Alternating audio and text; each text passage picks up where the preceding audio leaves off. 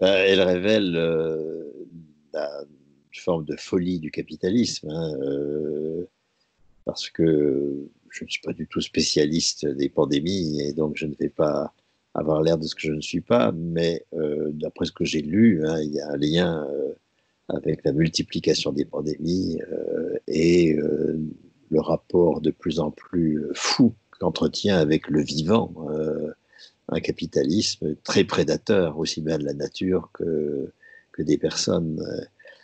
Et donc, ce qui me frappe, moi, c'est l'incapacité, mais structurelle, hein, c'est pas parce qu'il serait bête, ou c'est pas du tout, hein, l'incapacité structurelle de la classe dirigeante et des élites capitalistes de faire face à une situation qui suppose une mobilisation populaire, mais une mobilisation qu'ils ne peuvent pas assumer puisqu'ils sont contre le peuple en permanence. Et donc, on a un confinement qui est la résultante d'une impéritie absolue en matière de production de tests, de production d'outils de soins, et du coup on confine ce qui est rendu nécessaire, mais ce qui est absurde sur le fond. En plus, c'est un confinement punitif dans lequel on nous ressasse en permanence le nombre de contraventions formulées par des gendarmes qui, dans les quartiers populaires, ne se sentent plus pissés. On en est à au moins 5 ou 6 morts par des faits policiers depuis le confinement dans les quartiers populaires.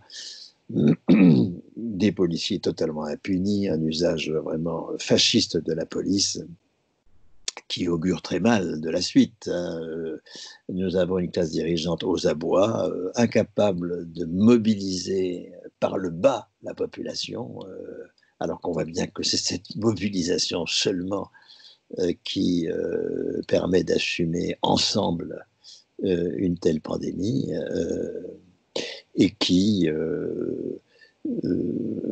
va continuer à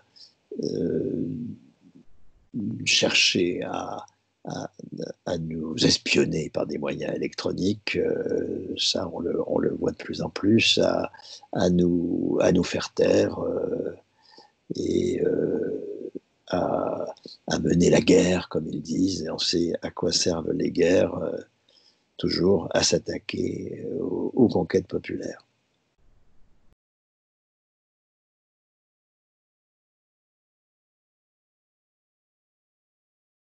Ben, le film de Gilles Perret a très bien montré que ce programme qui au départ était assez modéré et modeste, disons, a du fait de son écriture communiste finale, effectivement conduit à des mutations profondes. Hein, pour ce que je connais, moi, le fait de subvertir complètement la sécurité sociale, qui était pléthorique en 1945. Depuis plus d'un demi-siècle, le patronat a créé les allocations familiales, les assurances sociales, des régimes d'entreprise, enfin, etc. Tout existe hein, en matière de sécurité sociale.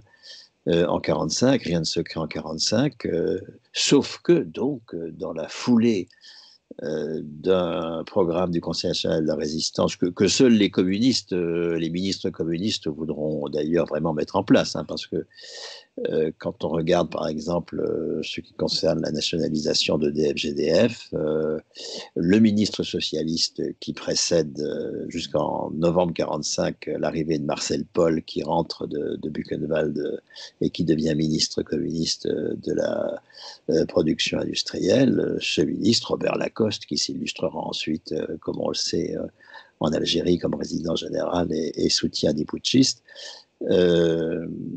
ce ministre n'a qu'une obsession, c'est ne pas appliquer le programme du CNR. Et Marcel Paul, d'ailleurs, fera un passage bref, hein, d'une année seulement, au ministère de la Production industrielle. Il réussira à à nationaliser EDF-GDF. Il tentera, dans le statut des électriciens et gaziers de juin 1946, de donner aux travailleurs de l'électricité et du gaz de réels pouvoirs économiques dans l'entreprise, donc de nationaliser et non pas d'étatiser. Mais il est chassé par Léon Blum dès décembre 1946, et qui revient, Robert Lacoste, qui va s'employer à étatiser et non pas nationaliser. Donc oui, bien sûr qu'en revanche, la subversion de la sécurité sociale par les communistes et par Ambroise Croizat, donc par la création du régime général de 1946, qui est lui aussi un fruit du programme du Conseil national de la résistance, va la confier aux travailleurs eux-mêmes pendant 20 ans, un régime général, non plus une addition de multiples régimes de branches d'entreprise comme il existait avant, mais un régime général qui permet de poser la classe ouvrière comme classe, avec une cotisation interprofessionnelle, la même partout, alors que il y avait des cotisations extrêmement diverses d'une entreprise à l'autre, d'une branche à l'autre, etc., d'un risque à l'autre. Et puis, une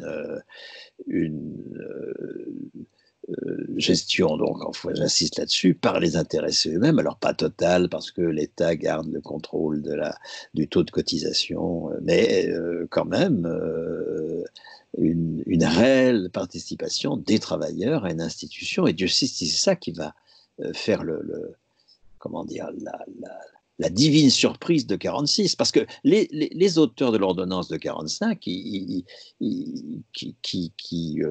sont loin d'être acquis à la dynamique du programme du CNR, pensent qu'on n'arrivera pas à créer ce régime général.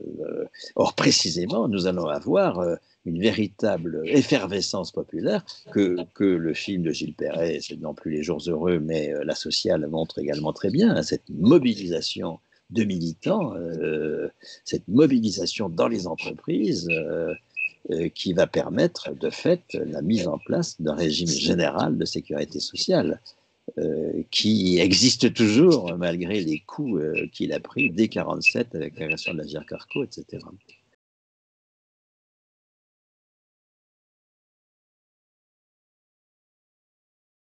Et pour le jour d'après le confinement, comme on nous raconte, hein, ce qu'il faut espérer, c'est qu'il y aura une mobilisation populaire pour actualiser, mettons par exemple ce régime général de sécurité sociale. Le régime général de sécurité sociale, c'est ce qui a permis la mise en place d'un système de soins particulièrement performant jusqu'à ce que le gel du taux de cotisation qui double entre 45 et 79, qui passe de 8 à 16% du salaire brut, est gelé. Hein. Depuis la fin des années 70, il n'y a pas de hausse du taux de cotisation, donc du coup les hôpitaux sont en grande difficulté. Enfin, ne revenons pas sur ce qui a été éclatant au cours des dernières semaines. Dans la dynamique des années 60, lorsque le régime est encore géré par les travailleurs, puisque c'est De Gaulle qui mettra fin à cela avec l'ordonnance de 67, nous avons la mise en place d'une sécurité sociale du soin sans appel au marché des capitaux, par une hausse de taux de cotisation, donc avec des hôpitaux qui sont la propriété d'une propriété publique et non pas une propriété capitaliste, avec des travailleurs qui n'ont pas à rembourser une dette, alors qu'aujourd'hui les soignants passent leur temps non pas à soigner mais à rembourser la dette hospitalière. Et ces soignants des années 60 sont des fonctionnaires, c'est-à-dire qu'ils sont eux-mêmes également libérés du marché du travail. Donc on a un mode de production du soin qui échappe à la logique capitaliste, et c'est pour ça qu'il est très performant d'ailleurs à l'époque. Et sur ce modèle-là, bien sûr, nous allons l'actualiser en faisant une sécurité sociale de l'alimentation, une sécurité sociale du transport de proximité, une sécurité sociale du logement, une sécurité sociale de l'énergie, une sécurité sociale de la culture. Enfin bref, il y a il n'y a pas à inventer l'eau chaude, hein. Nous avons déjà la façon de faire, c'est-à-dire qu'on socialise une partie de la valeur économique dans une cotisation alimentation par exemple. Chacun a une carte, comme la carte vitale, qui est abondée chaque mois, par exemple, de 100 euros par mois et par personne. Et ces 100 euros sont dépensables auprès de professionnels conventionnés, comme la carte vitale est utilisable auprès de soignants conventionnés. Et on conventionne évidemment, c'est ça, j'espère, le grand résultat de cette folie actuelle, la prise de conscience de la folie du capitalisme.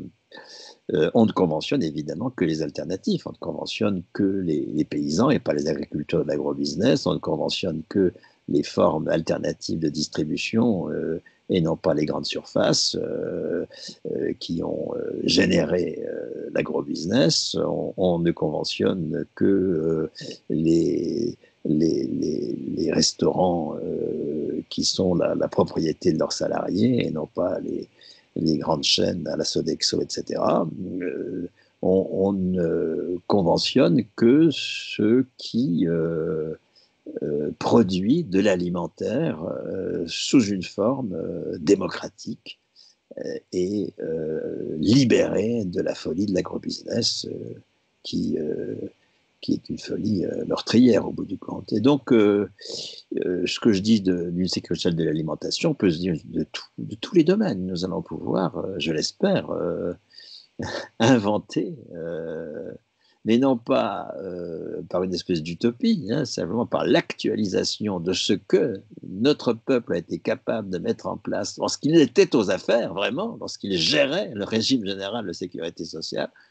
Nous allons pouvoir inventer une sécurité sociale de l'alimentation, du logement, évidemment, enfin de tous les lieux où, par ailleurs aussi, de notre quotidien, où l'impasse écologique du capitalisme est totale, que nous allons surmonter. Parce que si nous sommes aux affaires, nous n'aurons pas les grilles de lecture absurdes qu'ont les actionnaires et les prêteurs.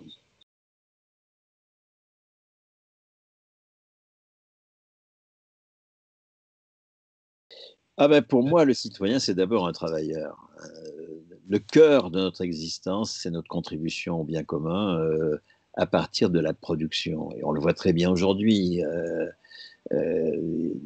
Quelles sont les productions utiles, hein? On voit bien, c'est des productions de nourriture, de transport, etc.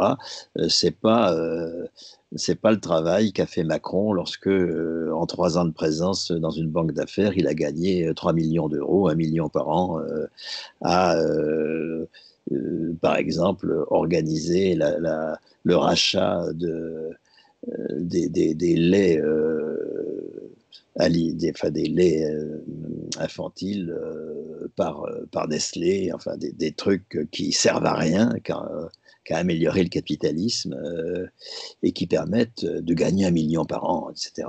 Tout ça est de la folie furieuse. Les travaux utiles, on sait ce que c'est, on sait ce qu'ils sont, et c'est d'abord comme travailleurs qu'il faut que nous nous impliquions. Et pour moi, le cœur de la mobilisation à venir, et qui va conduire à un déplacement de l'activité syndicale, à mon avis, c'est l'auto-organisation des travailleurs dans les entreprises. Ne plus accepter de produire des choses avec lesquelles nous sommes en désaccord. Ne plus accepter de travailler contre notre déontologie. Il y a aujourd'hui une énorme souffrance au travail parce que le capitalisme nous conduit, y compris dans les services publics qui sont totalement aliénés à la logique capitaliste avec le New Public Management, un management absurde.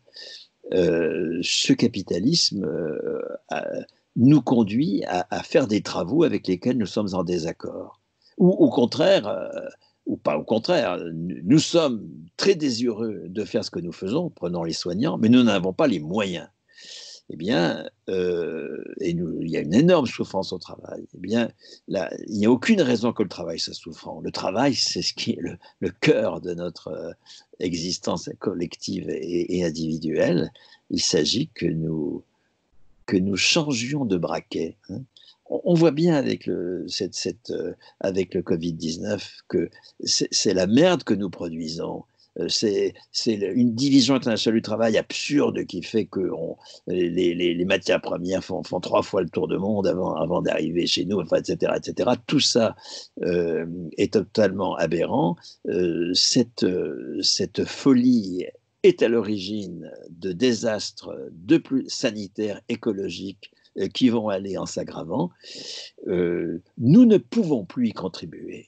Notre dignité collective va être de dire on va changer les formes de la mobilisation, non pas arrêter le travail, non pas faire grève au sens où on arrête le travail, mais nous n'allons travailler que selon notre déontologie. Nous allons envoyer au plot les directives des directions. Nous allons nous affronter aux directions qui sont serviles, qui sont au service des actionnaires et du capital, y compris dans les services publics. Nous allons les affronter collectivement, évidemment, pas individuellement, on ne va pas aller au casse-pipe individuel, mais collectivement, nous allons conquérir notre dignité en devenant souverains sur notre travail concret. Nous n'allons plus produire de merde pour le capital, nous n'allons plus accepter que des travaux que nous faisons et qui sont indispensables soient en permanence mis de côté, marginalisés, etc.